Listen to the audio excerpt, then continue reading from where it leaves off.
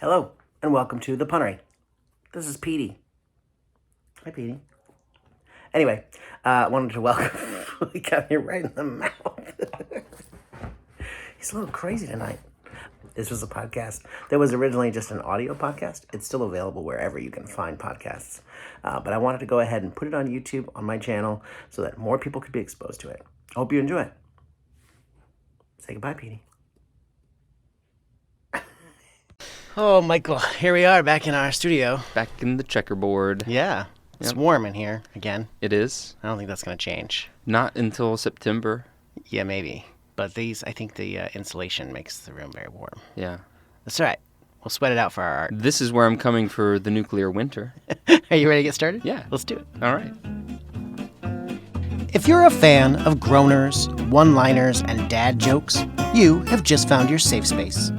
The Punnery is a series of games, challenges, and general word nerdery for those who, like us, cannot resist bending the English language to serve our twisted wits. Victor Hugo wrote that puns are the droppings of soaring wits. Well, if that's true, watch your step, because you have just entered the Punnery.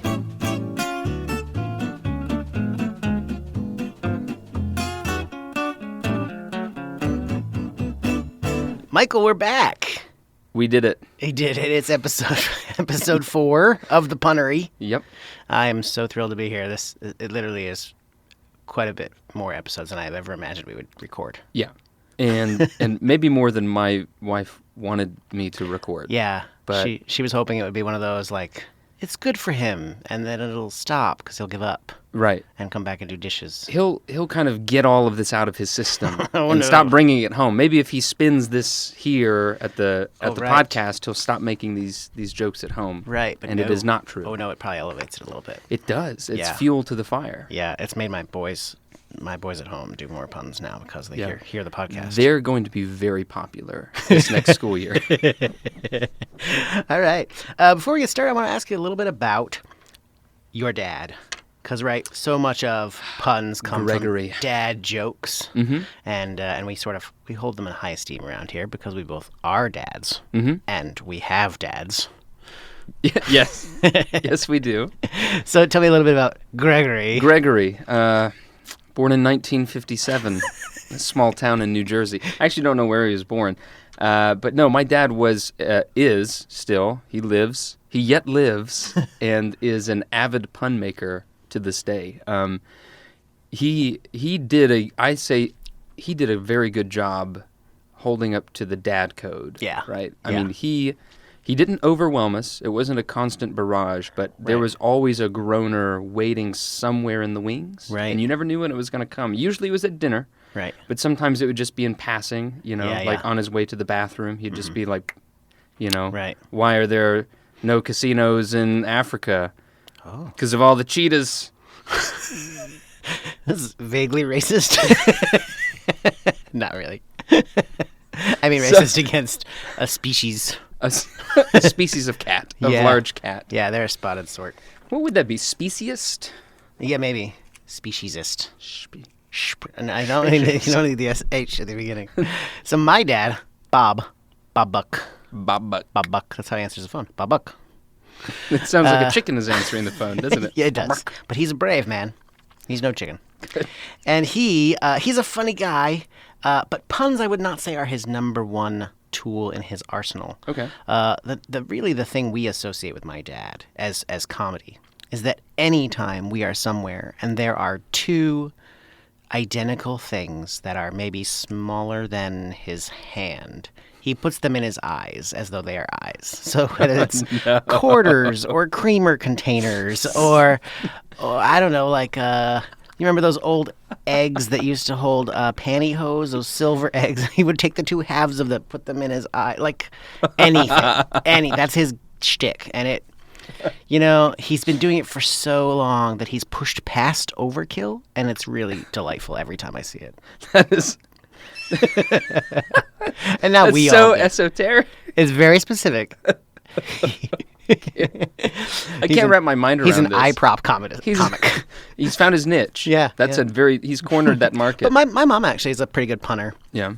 She likes to make jokes. She's a funny lady, actually. I might need to talk to your dad because I tried to get contacts like 3 months ago, and I got the little sample pair from the eye doctor, and I cannot put them in my eye. I cannot.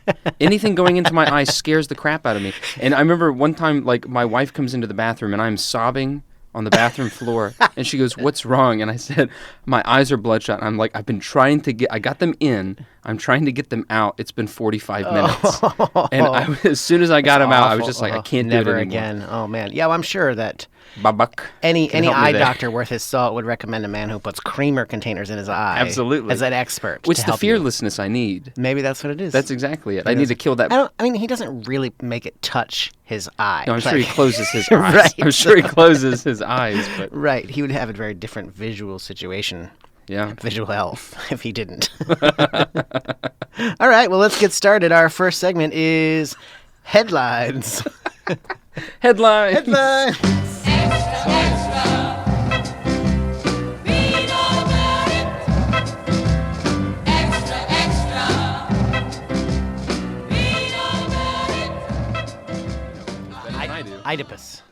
All right. So the way headlines works is that we find stories on the internet that are ridiculous but true, odd tales from around the world, and I try to come up with a short version of them, and then we strip them of the headline that was given to them, and then we try to come up with ones that use a pun to say what exactly has happened. I'll read the first story, and Michael, you can read the headlines we've come up with. Sounds like a deal. All right.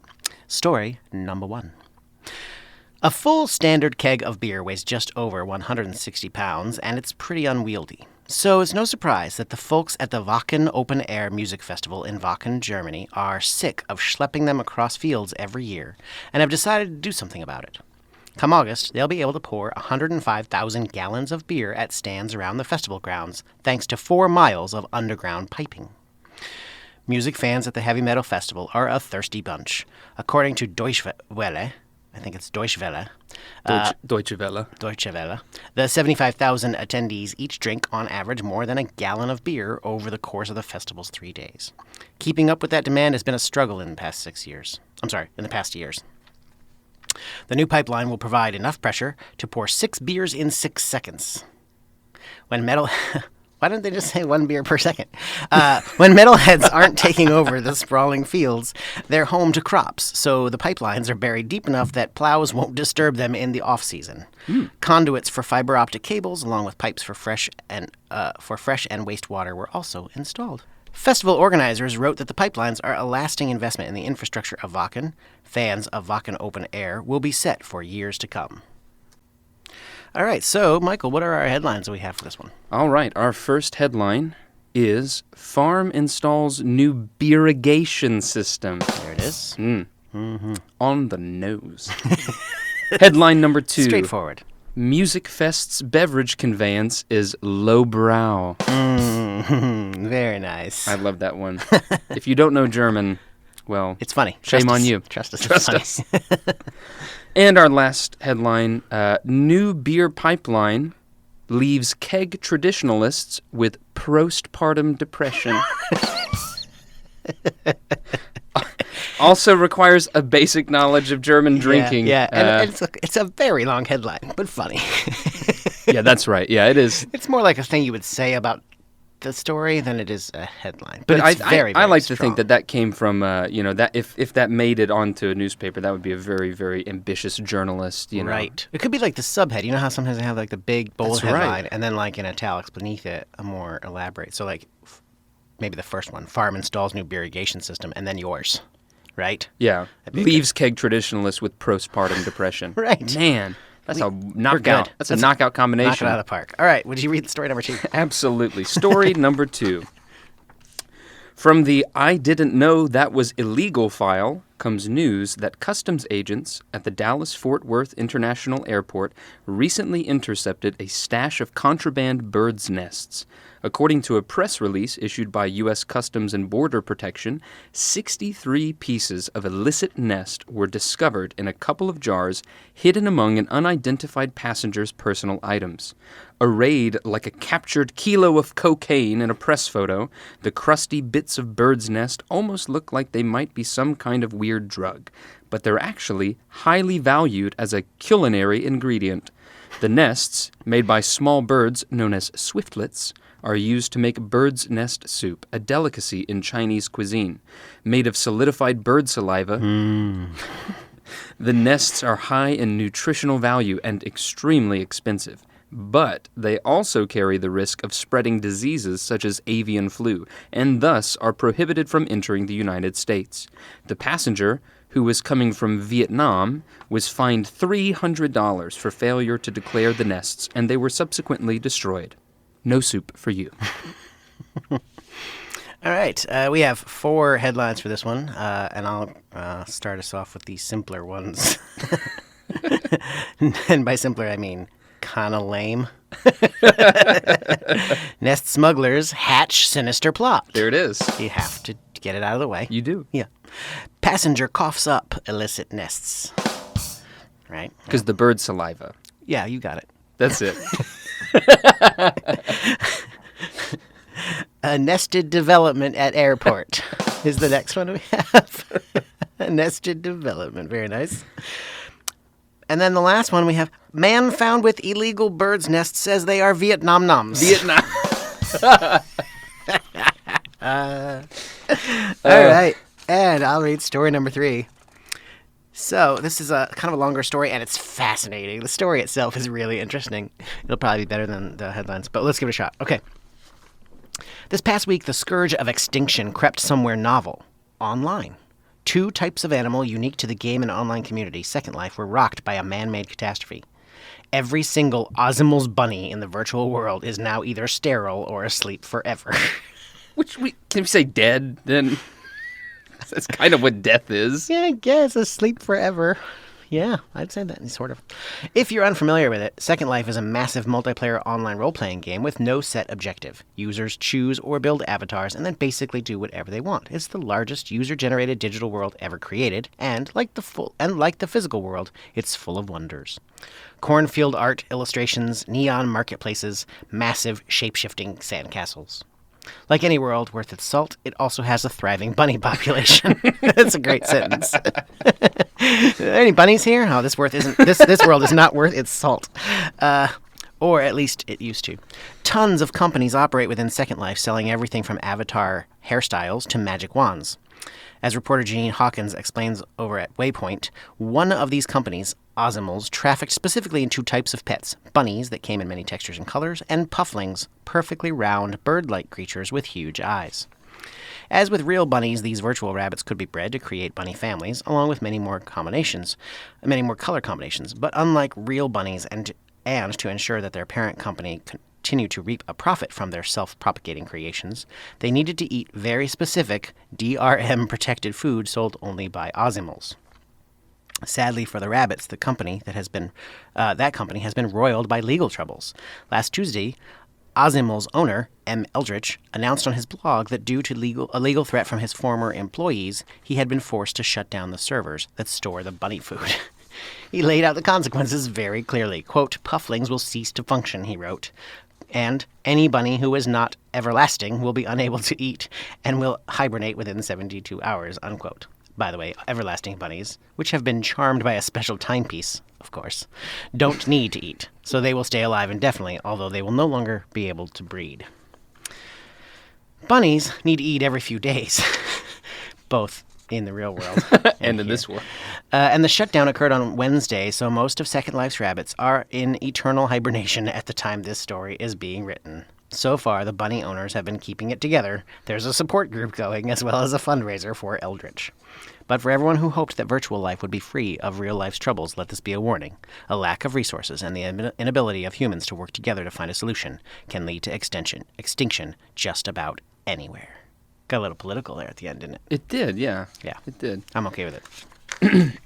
All right. Read us our headlines. Headline number 1. Procreation among online rabbits. Nice. Sorry. Headline number 2. Online rabbit mill, a species business model. Yeah, that was a stretch. I had to say it both ways. Yeah. Species business model. Yeah. And our last one. Rabbit company's demise means petered cottontails. Absolutely fantastic. That's pretty nice. But seriously, what a fascinating thing this Second Life entity is. Yeah. It is just like real life, Except we can all fly. except we can't. Is that a possibility? It's I alive. think I need to join Second It's a line Life. from The Office. Dwight actually has a character in Second Life, and does he's he? he's absolutely like himself in every regard. Looks like himself, wears the same outfits, works at a paper company in Second Life, and you think that's the end of the story. And then he's like, "But also, I can fly." That's classic Dwight. All right, so that is headlines. Hey, everybody. As you can tell, I'm putting all my content on a YouTube channel. And of course, the path to a YouTube channel's success is liking and subscribing. So be sure to do both those things on this video and any videos you watch on my channel. Thanks so much. Michael, it's time for punny business. Yes. It's business time. It's business time. It's business. It's business time. I know what you're trying to say. You're trying to say it's time for business. It's business time. Ooh, it's business. All right, we're going to do a special edition of Punny Business this time around. We're taking the day off. Yeah, sort of. We're going to let our listeners do the work for us. Yep. We have, as we kind of mentioned last episode, there's a strict divide between people who want to, who like this show and people who want to hurt us for doing it, right? But the people who like the show generally also want to jump in, right? They are game in every sense of the word for playing along with these puns. And so them just coming up with categories wasn't really enough for most of them. They wanted to have some fun in the punny business. And we wanted to share the glory, the endless honor and prestige that comes from this podcast. That's right. We have to dole it out, Right. So last week or a couple weeks ago, we asked for suggestions for topics, and some people just went ahead and came up with a funny premise, and then decided what business that would be for, which is an easier way to do it, I have to say. When you think of both the business and the title, and just come up with one yourself, Yes. right? Instead of just like tossing one out and we have to come up with it. Anyway, but they make us laugh nonetheless. And the first one I want to feature here is from Father Mitch Baker. And I don't, that's really his title, Anglican minister. Is that right, Anglican? Yeah. Yeah. And he writes that a dominatrix beauty salon should be called Whiplash. He's not wrong. He's not. He really got that one right. Wow, he really dominated on that one. Stop. Then Nathan Moniz, a listener all the way from Massachusetts, came up with asthma specialists and speech therapists. Could be this business could be called linguistics. And then this I have a handful here from yet another reverend. I don't know why ministers are so good at tasteless puns, but this is from Shane Alexander, all the way from Waco, Texas. And he writes, he came up with an S&M shop and hot dog stand. Safe worst. That's right. Again, the clergy headed toward S&M. What is going on?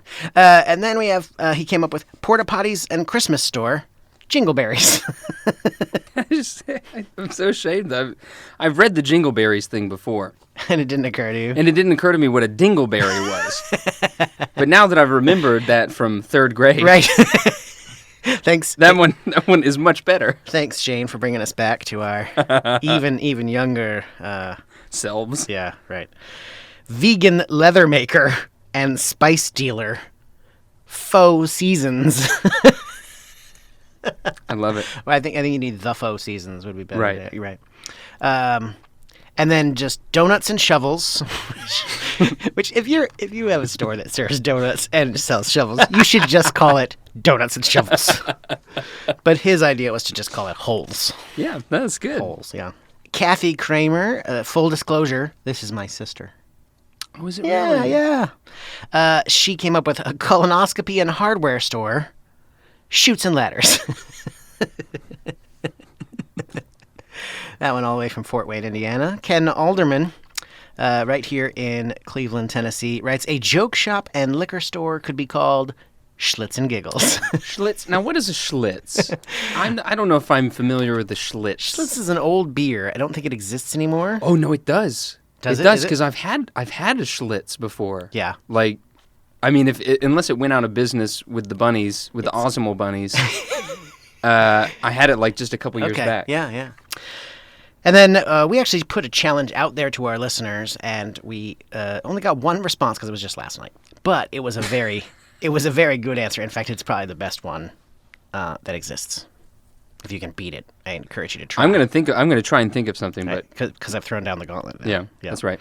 But we asked for someone to come up with a name for a chocolate shop and yoga studio combination business. And Daniel Martin wrote in the Chakrateer. The chocolate. The Chakrateer. Chakrateer. Right? I don't think you could do better, honestly. So anyway, if I do, it'll be at the end. I'll like just randomly shout it out sometime during the podcast. we'll forget what that was. For yeah, and you'll just be like, "What? Yeah. I have no idea." All right, well, that's punny business. And that leads us, Michael, to... Namaste, like N-O-M. That's the second time nom has been used. Yeah, I think we need to put a moratorium on your nom puns. Nope, I think I'm just going to keep going with them. Okay. In that case, then, I challenge you to try to come up with a pun that uses nom in every single segment for the rest of the show. All right, so that leads us, Michael, to Popsicle Quiz Hotshot.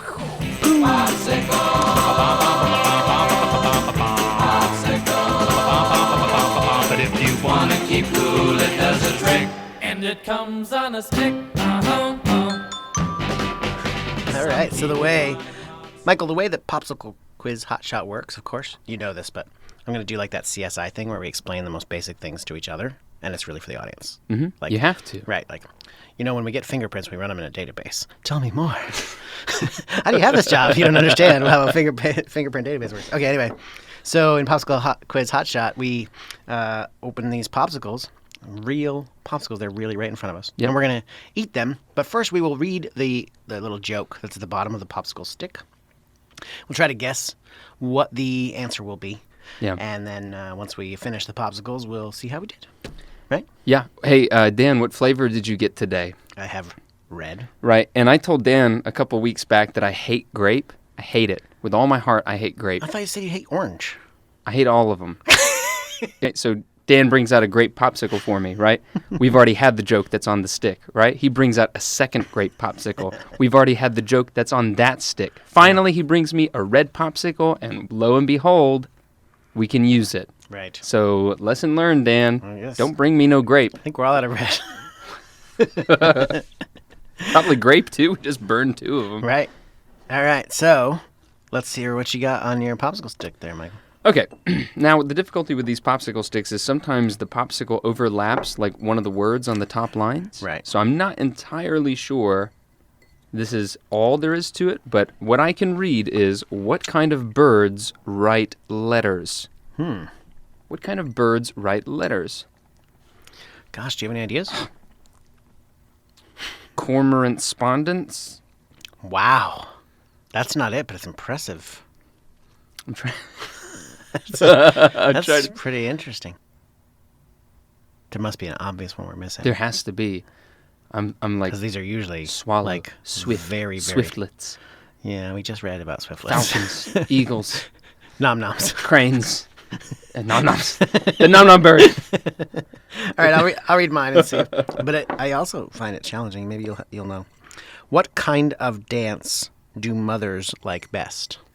What kind of dance Yeah. do mothers like best? Yeah. Do mothers...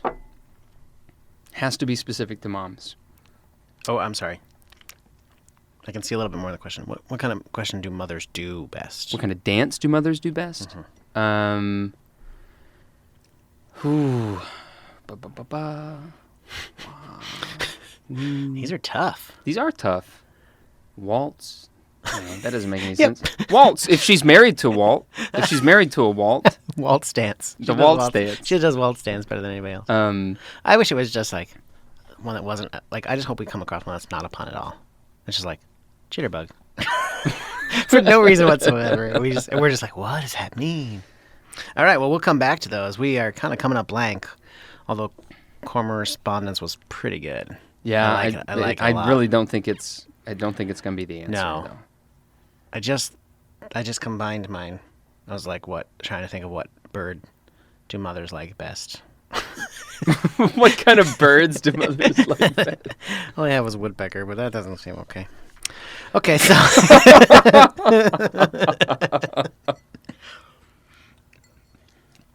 all right, so we'll come back to that. But for now, while we're thinking and eating our popsicles, we will move on to our next segment, Word Nerdery. So in Word Nerdery, Michael, I like to look at other kinds of wordplay, strange little phenomenons within English language, which apparently I've lost the ability to speak. And today I'm going to talk about something called retronyms. Are you familiar with this term, retronyms? Well, I know what retro means Right. because that is my fashion style. And of course, nym is in a lot of words like synonym Right. and homonym. Right, so it means usually a name. Yeah. Or sign, actually, the two words. Yeah. So a retronym is a word that we had to, it's a word we had to create because a new thing made the old thing something different. For example, mail used to just be mail. I'd send you something in the mail. Right. But then we had email. So I needed to come up with a new word to distinguish my mail. And so, of course, we've come up with snail mail. Snail mail. Right. So that's a retronym. We had to go Okay. back and rename something because something new made the first word not specific enough, right? Okay. All right, and I think that's fascinating. So I've got a few more, right? Bar soap. Because we have liquid Right. soap. Right. It used to be soap. It was all bars, right? Brick and mortar store. Yeah. Right? That's an obvious one. British English. That's funny. Yeah, because, of course, we Americans made it better. And then, did we now? Did we do that? I like this one that didn't occur to me, but corn on the cob is an expression that had to be created. It used to just be that you always ate corn on the cob, so that was called corn. That But is then we true. started canning it and slicing it off the cob in large amounts. And so the idea of corn on the cob had to be a thing. And then I also have whole milk, right? We had to go back and rename milk. And then this last one is interesting and a little gross. Yeah. When you meet, we're talking a lot about the online world today. That seems to be a real thing. Sometimes in the online community, especially places like Second Life, that kind of thing, where people are really into social interaction online, meeting face to face in the flesh is called meet space, as Like opposed to cyberspace. EAT. Meat. Yeah, MEAT space, which kind of reduces us all to sort of walking slabs of meat, Well, I mean, aren't we? aren't we just? Anyway, so that's Word Nerdery, retronyms. And if you know of any others, please feel free to comment on our Facebook page. We'd love to hear from you, the Punnery Podcast on Facebook. Also, if you get the chance, if you're listening to this on iTunes, go ahead and rate us, only 5 stars or more. If you can figure out a way to do more than 5, that'd be great. But yeah, if we get some ratings, then we start to get put on lists and things when people type in comedy and that kind of stuff. So yeah, we would love to see some ratings and reviews. So check us out on iTunes. All right. Michael, it's time for the pun off. Let's get ready to rumble! So the way pun off works is that I'm going to come up with a category by drawing a card from this game, Punderdome. A game we recommend, by the way. It's a great time. We use it and mention it and hope that they don't mind by advertising for it. I can't really think that they would mind. Right, when we're speaking so highly of it. Yeah, go buy this game now. Right, they'll be like, hey, stop that. Cease and desist. Let us do that through our very, very viral marketing Right, campaign. and really, while the game is more than this, there's more to this game than this, all we're really doing is taking out random words that are on cards. We That's could probably right. come up with these on our own, but we don't. We Yeah. let Punderdome do it for us. Yep. All right, so our first category, Michael, is sleeping. Sleeping. Yeah. So we'll take this category of sleeping, and we will go back and forth trying to come up with puns for it. And when either one of us suspects that the other has run dry and has no more puns for this particular topic, then we can flip this little hourglass timer between us. It's a 20-second timer, and the other person has 20 seconds to come up with one more pun. And if they fail to do so, then the person who flipped the timer wins. But if they succeed in coming up with one, then the challenged person gets the point. Make sense? Yes. All right. So let's try it out. Would you like to start, or you want me to go? Yeah, I always like to venture forth All right. bravely. Sally forth. Sally forth. All right. So, sleeping. Did you hear that they made a new sedative for people who can't sleep in the form of a breakfast cereal? No, I did not. They're called pillows. Pillows. Sleeping pillows. Oh, Pillows. pillows. That's a weak one. Oh, like you take your pillows. You take your pillows. I got you. And it's also suggestive of where you should lay down after you Right. eat. Yeah, that part I got. That was the easy That's a part. dangerous cereal because I eat a whole box like at once. So You're face down in the I bowl would- by the time you're done. I would OD. All right, so I'm up. Let's see. So, when you go to college, you have to sleep in a large building with lots of other people, and it can be loud in the hallway, out in the dormitory hallway, and all that kind of stuff, right? But I think you train yourself to sleep through loud noises and people making a ruckus, right? And so there's a word for this phenomenon, being able to sleep while so much is going on in your college residence hall. Dormir. Dorm. Yeah. Ear. Yeah. You've got to ring your puns. There you go. Bang my bell. All right. We're terrible at this That bell was thing, aren't we? I know, we always forget the bell. That was a Spanish pun. That was a bilingual pun right there for Yeah. you. Yeah. All right, you're up, Michael. All right. So I used to when. Ooh, how do I start that? The setup, the shaggy dog. I need to create it, if you will.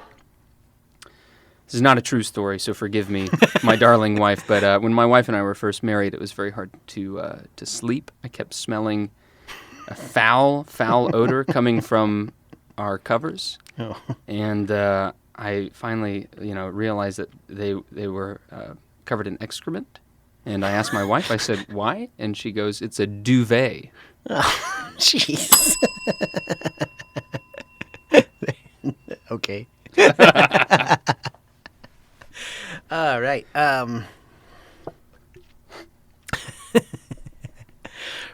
Okay. Again, did not happen. Right. So just to be very clear. Right. The story of, the Godfather, and of course is it Vito who finds the horse head in his bed? Is it Vito Corleone that finds? Oh, I thought you said DeVito, like No, Danny just DeVito. Vito.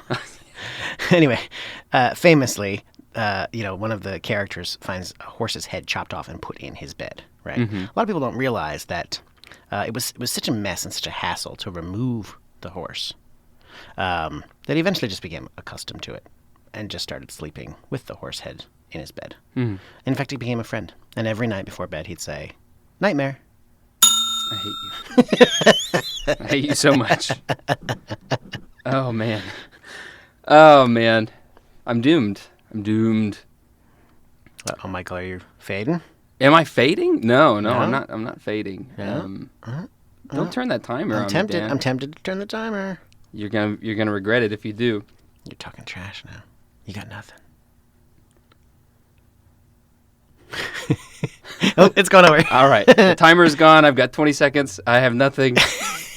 Do I have nothing? He made a face. His eyes got real wide. I was like, oh, I should the turn. fear. Sleeping. Come on, Mike.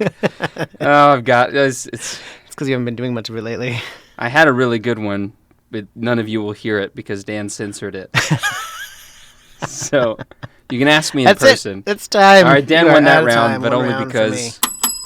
because That's of for me. You know, the fact Decorum. that we have apparently a PG podcast. Even a PG-13 podcast would be okay. But that one was crossing the line. Okay. A bit. It's definitely R. I definitely made an R-rated reference. But whatever. All right. Next topic. Breathing. I believe you have this one I believe first. I do Lead start. off. Right. Oh, let's see. Breathing. There was the postman who was very confused about his job when he saw the motto of the post office, because when he saw the various weather conditions that you should still deliver the mail in, he was like, inhale. Oh, God. Dang it. Dang it. It's funny, as I was working on an exhale joke. You still can Can't do it. go there. Sure you can. No, I can't. Okay. When I was younger, every time I would breathe, I would laugh. I couldn't stop. Okay. So naturally, I was laughing all the time. And I went to the doctor, and I said, "You have to."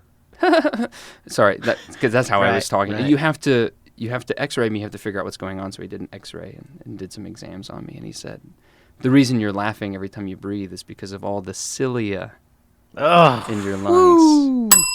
nice. Biology reference there. That's right. I remembered something.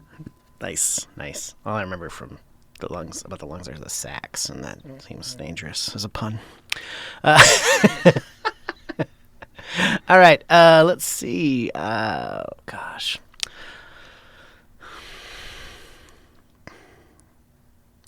You know what asthmatics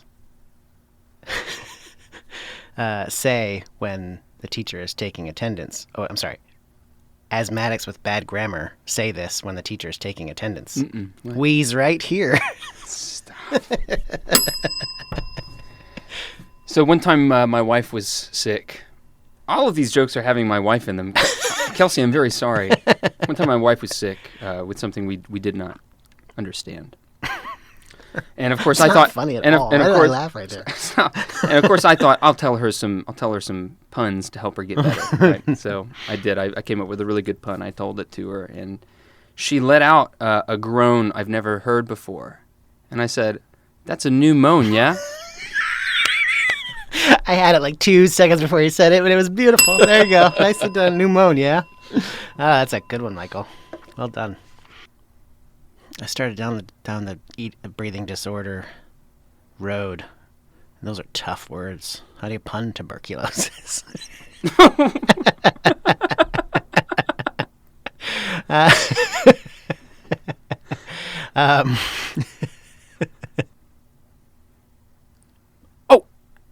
Okay, so there was a house that was suspected of being haunted. Yeah. But all that the ghost ever did was just breathe in and out really loudly. You know what his name was? No. Gasper, the friendly ghost. Wonderful. That's good. I like that. All right, this one's a bit of a stretch. There's a big shaggy dog attached to this one. So, in the realm of gases, they have. Let's anthropomorphize the gases for a second here. The carbon monoxide took over the police, and instituted a sort of martial law. Right, and they made it very hard to breathe, Obviously, it's carbon monoxide. But they made it very hard to breathe, and everyone was like, why is it so hard to breathe? And everyone's like, oh, it's the COPD.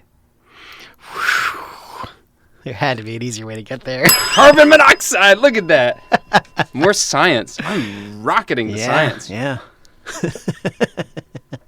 There probably was an easier way to get there. I don't know.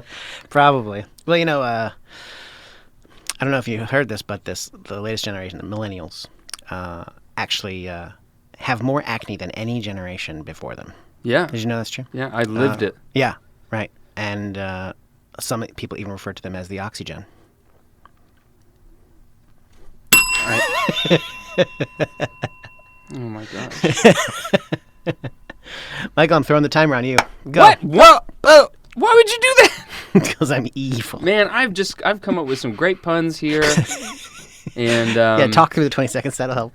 Yeah, I mean, what is a lung cancer patient's favorite band? Weezer. Boom. Oh, you were holding on to that. No, I just came up with it. Oh, nice. So, All right. boom. So Michael gets a point. All right. Our last, let's see, let's do another one here.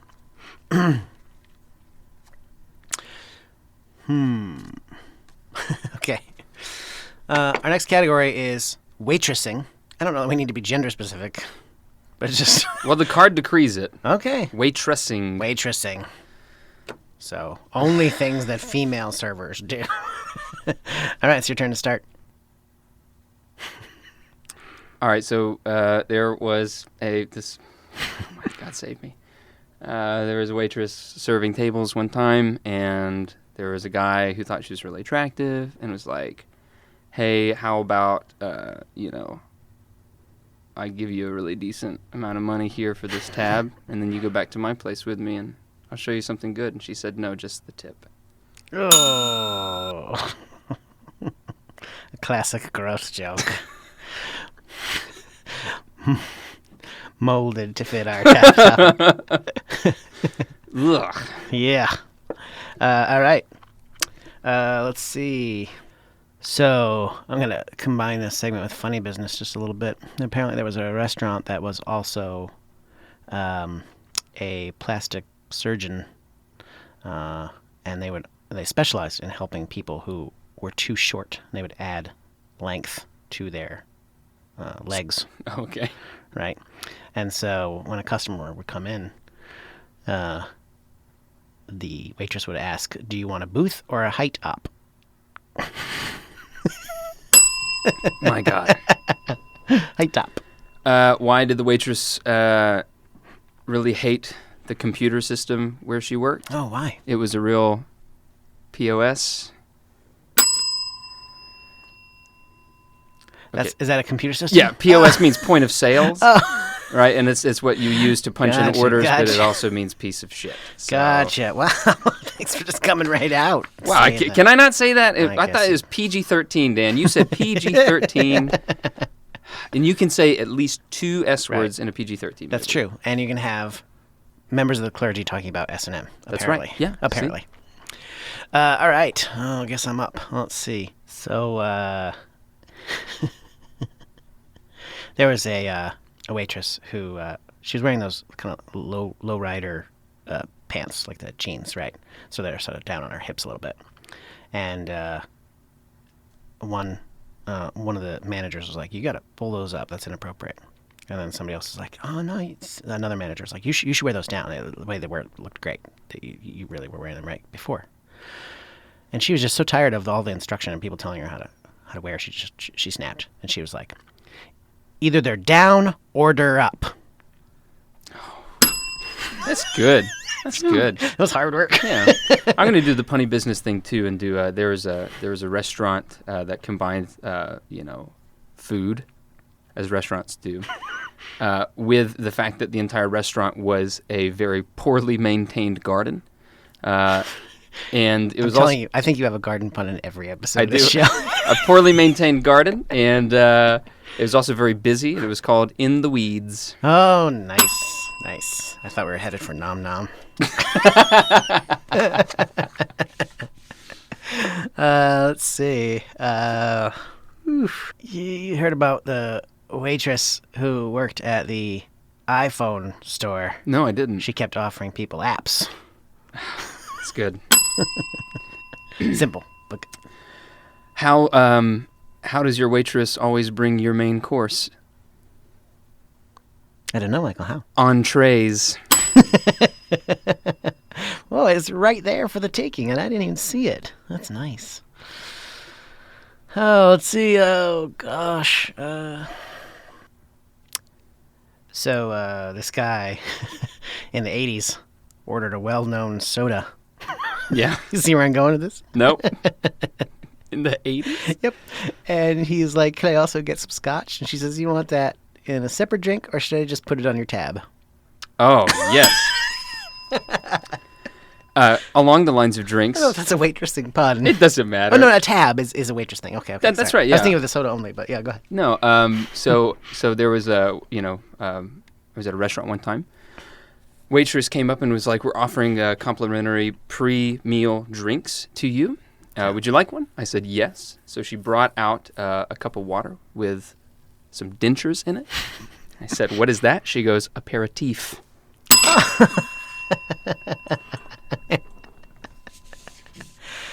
Oh, okay. So, waitress walked up to the table and she was like, "Can I just tell you all about my my chicken bok bok, my pet chicken?" And they're like, "Why are you telling us all about?" She's like, "Well, first he ran around the yard all day long," and she just went into all these stories, and it was so strange and so dull. And she said, "Okay, now you've had your cocktails. Would you like to order?" I love that. I love that. Yes. Yes. Oh, man. We're cooking now. We are cooking. No, I'm kidding. We're serving him up. Oh. There was a restaurant one time where the hostess decided that she was going to seat tables based on people's sizes. Yeah. How big they were. Right. And people were like, what's going on here? And she's just like, "Oh, it's just our new wait time. Wait time." Ooh, wow. Hey, look, man, I got to stay alive here. All right, I got to stay alive. Yeah, You were coming back. I had like a line of these, Yep. and you knocked them all down. Right, I'm all right. I know, yeah. There was, I'm gonna shoot, I'm working really hard on this one. That's okay. So, there was a waitress who worked at a restaurant that served items that would destroy the environment. What?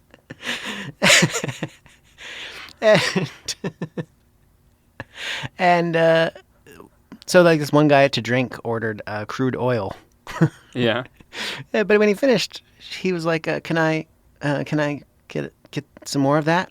And she's like, "I'm sorry, no free refills." Jeez. All right. There was a restaurant that had, at the very front of the restaurant when you walked in, there was a tomato with a letter written on it. And, everybody kind of looked quizzically at it. And it was also wearing a tuxedo. Everybody kept going, "What is that?" And they're like, "That's our maitre d'." Michael, should we call this a draw? We can, although I've got more. I know I've got plenty more, Okay. and that's the problem. Yeah, we need to. All right, We've stalled here. Yeah, once again, we have ended our pun off in a tie. Well done. Yeah. All right, well, Michael, that wraps up just about all our segments. Oh, wait, that's right. We got to finish our popsicle quiz hot shot. Let's find out what the answer. I know mine was very obvious when I saw it. Freaking course. All right, so what's the answer to your? All right, so riddle? mine was what kind of birds write letters? And it's penguins. Oh, right. Penguins, of course. Penguins, yeah. How did I miss that? And then mine also seems really obvious now that I'm reading it. What kind of dance do mothers like best? The mamba. That's right. I You just got thought it. of it right at the Got very it. end. Right before I read it. And Good job. I was in the area because I was like, the cha-cha, no, that isn't. Tango, no. Salsa, no. Right. Mambo. It's mambo, not mamba. Mamba? Mambo. Mamba? Mambo number 5. This says mamba, which I think is a snake. The black mamba. No, Kobe I think Bryant. It is mamba. It's the dance is mamba. But what is mambo number 5? Remember that? Yeah, Little bit of I'm afraid I do Monica remember that. Mala. I don't know if Latin dancers that are listening. Maybe it just depends on if it's Please a male write or in. a female doing it. If it's a male, it's a mambo. If it's a female, it's a mamba. Maybe. You know? So fathers would do a mambo. That's right. Weird. A dad bow. Pop. Bo. No, this is just dumb. Yeah. All right. Well, that finishes up our show for today. I've got one pun for the road, if you will, Michael. Why does the Norwegian Navy put barcodes on all of its ships? I don't know, Dan. so that when the ships come back into port, they can Scandinavian. Oh, my Lord. Thanks, Take it, folks. Thanks for coming out tonight. Thanks for joining us here at the Punnery. We're so glad you joined us, and we'll see you in a couple weeks.